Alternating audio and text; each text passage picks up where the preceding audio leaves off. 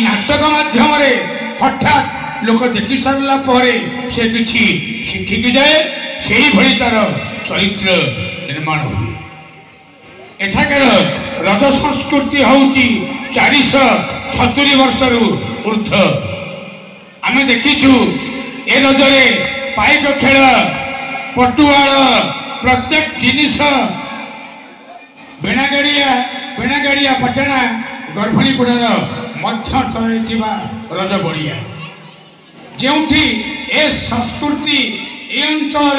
सर्वप्रथम थिला ए बेणागाड़िया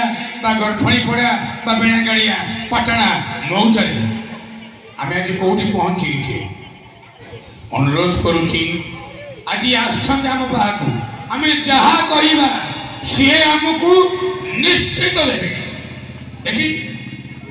देखा आम जहा कहवा सी ताहा करिवे से मन नहीं से उत्साह नहीं से उद्दीपन नहीं से आज आम पाखे उपस्थित अच्छा